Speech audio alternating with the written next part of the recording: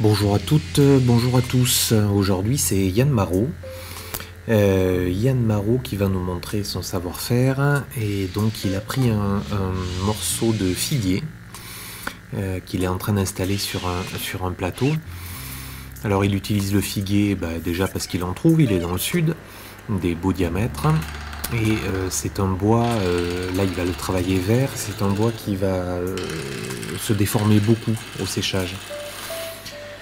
Donc il va commencer par dégrossir. Alors c'est une pièce un peu originale qu'il va nous présenter aujourd'hui, donc il va pas tout dégrossir, il va garder une partie brute de tronçonneuse. On peut apprécier l'affûtage qu'il utilise, un affûtage très très long, qui lui permet de faire quand même des grosses passes. Et un double affûtage, donc un double bison. Alors il va s'arrêter régulièrement parce que la partie qu'il veut garder brute, il faut pas qu'elle soit exactement sur le cœur, sinon ça va fendre au séchage, mais légèrement décalée pour avoir des belles déformations. Donc il commence côté entraînement par dégrossir sa forme et puis il va aller de l'autre côté, poupée mobile. On peut apprécier le fait que au début on n'y voit pas grand chose. Il dégrossit comme ça assez sommairement.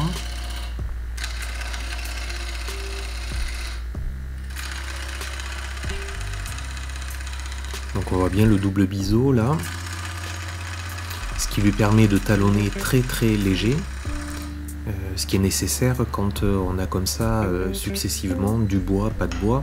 On a plus de zones sans bois que avec bois, donc du coup un talonnage très léger est indispensable.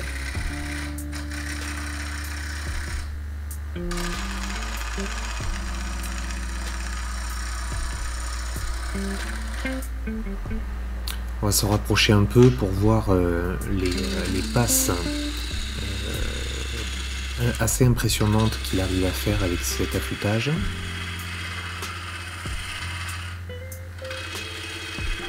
Là, les copeaux volent.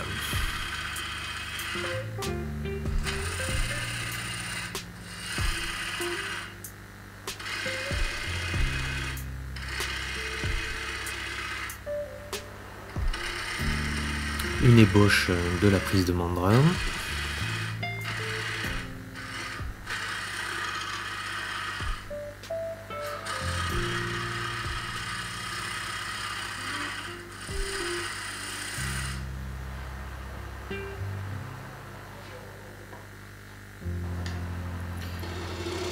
Ici, il prend une gouge à profiler, encore avec un affûtage très très très aigu, un double biseau aussi, qui lui permet de talonner très très léger. On voit la qualité de finition à l'outil.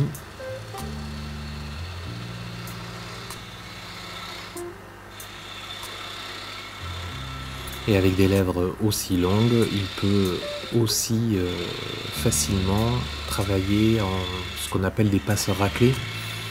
En fait, racler n'est pas vraiment le bon terme puisqu'il fait du copeau, hein, c'est pas du raclage. Mais il va travailler avec la lèvre gauche. Donc on accélère un peu, il continue à dégrossir.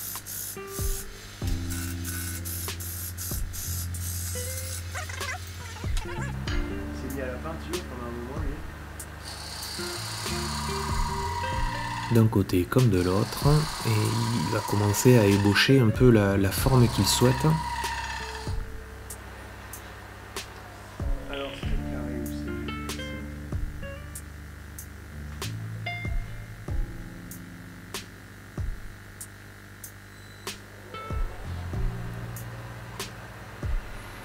Donc il va vouloir, il va réaliser une fine planchette de quelques millimètres d'épais, 2-3 mm, Donc la difficulté, c'est de faire une planchette toute droite. Même s'il y aura des déformations ensuite au séchage, il faut que la pièce soit réalisée parfaitement.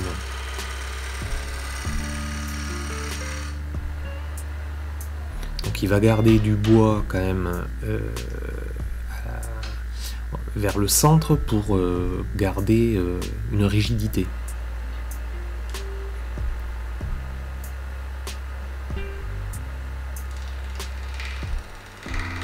Il faut que la passe soit le plus régulière possible.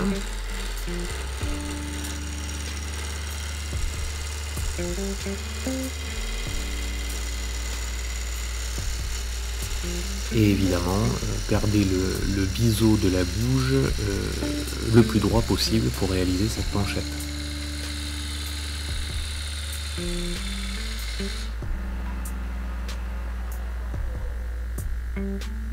Donc il reprend sa gouge à profiler, il alterne en fait des passes avec la gouge à creuser et avec la gouge à profiler.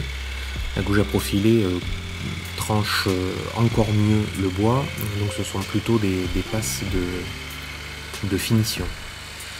Bonne inspiration au début, tu souffles continuellement en même temps que tu l'as fait, et généralement ça se passe bien.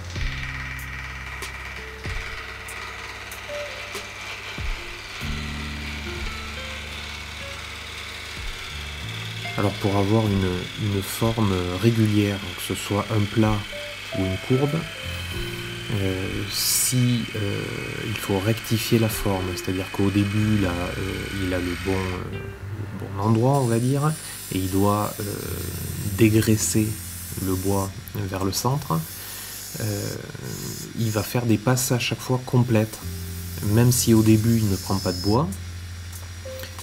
Tout ça pour avoir une régularité dans la forme. Là, il prend pas de bois et là, il commence à en prendre. Voilà.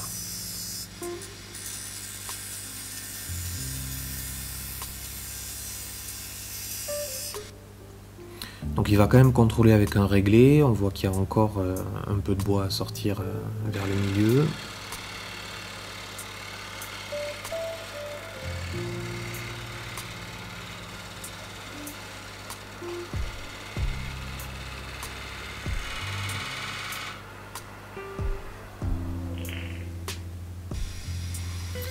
Voilà, il continue à ébaucher la forme de son objet. Ce sera un petit bol.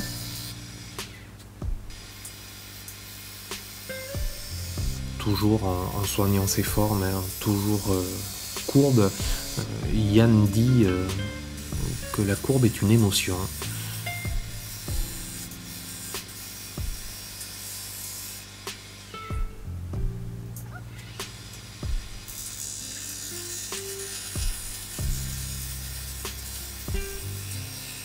Donc petit à petit, il va terminer le haut de son bol et le dessus de sa planchette.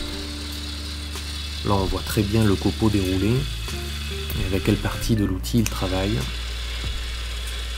Les grosses passes grâce à cet affûtage très long. Yann travaille assez lentement en termes de vitesse de rotation, mais même dans ses gestes, il n'y a pas de geste précipité. Là j'ai accéléré pour faire avancer. Donc il va petit à petit arriver à cette planchette. Donc il garde du bois un peu au milieu pour garder la rigidité, sinon le bois vibrerait trop. Et petit à petit, il va sortir un petit peu de bois et continuer sa planchette.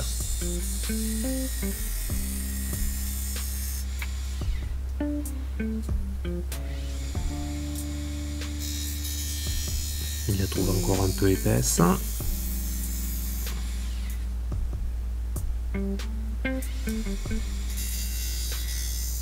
Les passes doivent être très fines, parce qu'il ne nous reste pas beaucoup de bois là, et donc pour éviter les vibrations.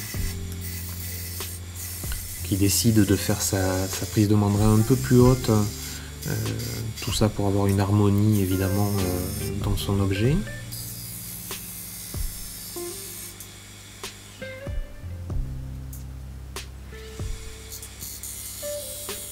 La planchette commence à se dessiner comme il faut. Commence à ébaucher le fond de son bol.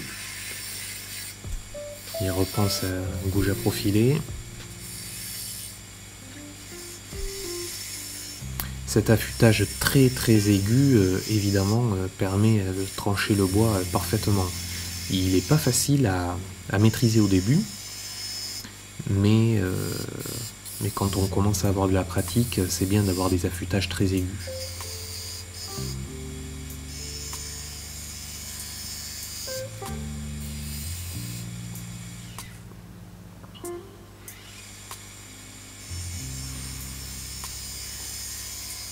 Et il faut raccorder les deux courbes, celle du bas et celle du haut, comme si la planchette traversait le bol, mais que le bol soit vraiment cohérent. Donc vu son affûtage très très aigu, il peut se permettre de travailler de temps en temps dans l'autre sens, et puisqu'on est en bois de travers, donc on part du petit diamètre vers le gros diamètre. Mais de temps en temps, il peut faire une passe à l'envers, on va dire, du gros diamètre vers le petit diamètre. Ça passe quand même. Un petit coup de plane pour marquer les fonds. C'est toujours important de marquer comme ça les jonctions. Ça délimite les choses et au niveau esthétisme, on y gagne énormément. Yann a produit énormément de pieds de table, balustres, il a été tourneur de production et on marque bien les fonds. Allez, il attaque le creusage.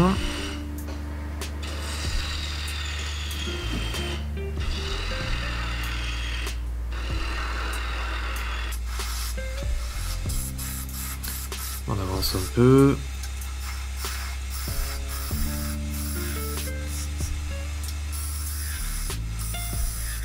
Voilà, il garde du bois au fond, histoire de pouvoir travailler sur la paroi de façon très fine.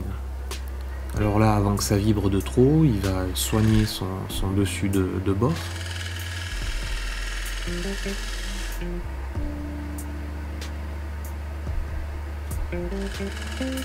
Passe très légère. Encore une fois, le fait de travailler lentement permet à ce que l'outil coupe le bois comme il faut. Plus on travaille vite et plus on risque des arrachages.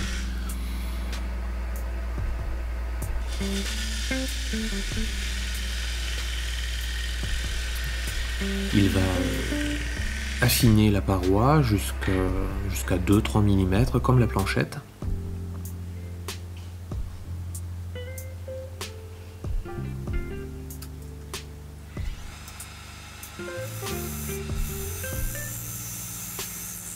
Pour que tout ça se déforme comme il faut, sans trop de risque de craquage, il faut que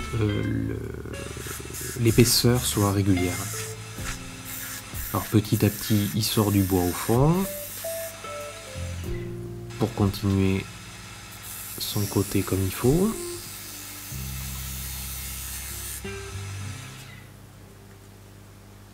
Il cède de temps en temps de la lumière pour contrôler l'épaisseur.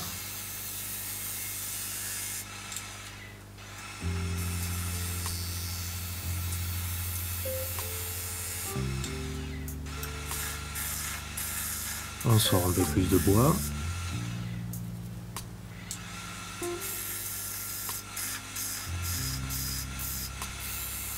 Alors pour aller au fond, il ne va pas aller tout au fond avec la gouge à profiler, hein. Il va être obligé de terminer avec la gouge à creuser, avec un angle moins aigu qui va lui permettre de talonner tout au fond.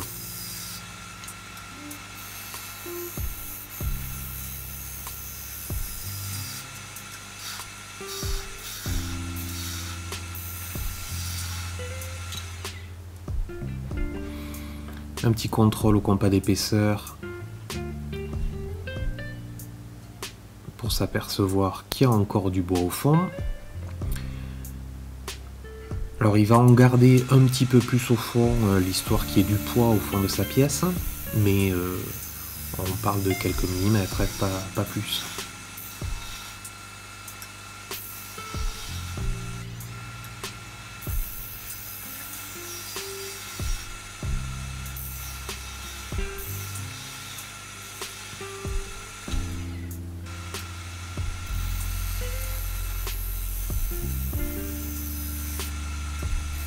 Donc des passes très fines pour avoir un état de surface le plus propre possible.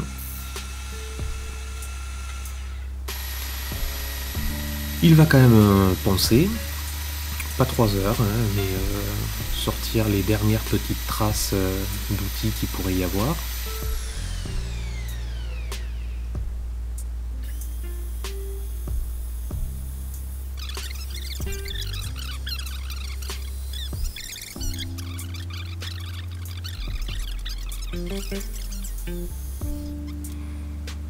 Et après, voilà, il ponce l'extérieur du bol.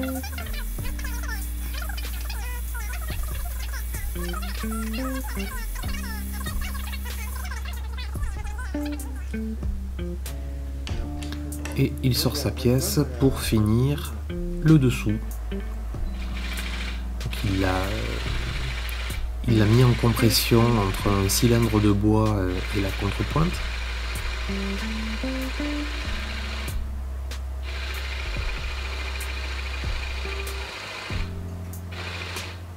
Des petites passes toujours vers l'entraînement, parce que le montage est assez précaire quand même, donc des grosses passes pourraient chasser le bol de son logement.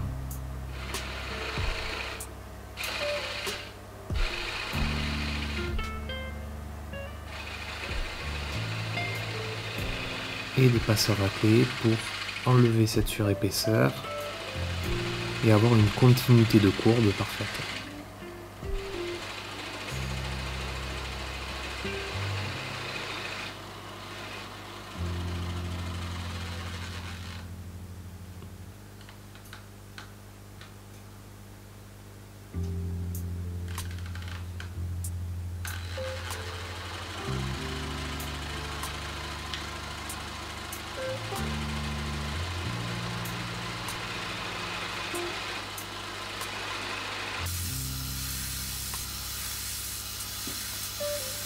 Donc pour ceux qui ne connaissent pas Yann Marot est formateur à l'école Escoulen.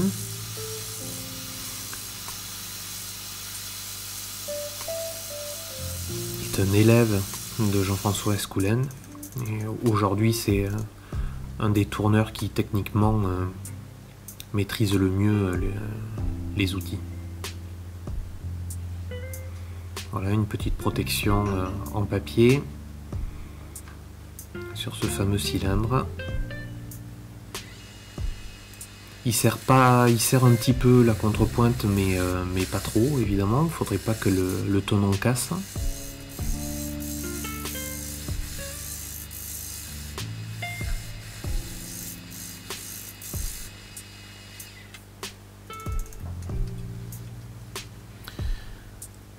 Il le sort régulièrement pour contrôler l'épaisseur qu'il y a au fond.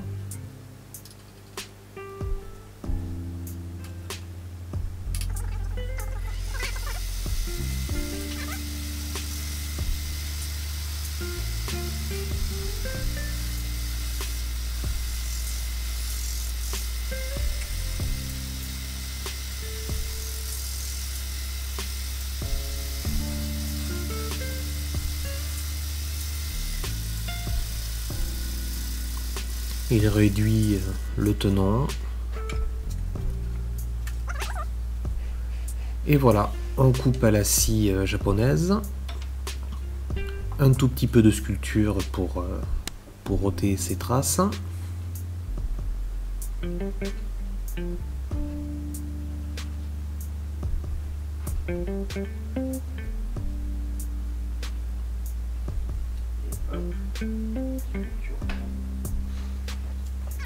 Et un petit coup de ponçage, y compris sur la planchette. un petit coup de micro-ondes. Bon, on va mettre décongélation 2 minutes, comme ça va aller.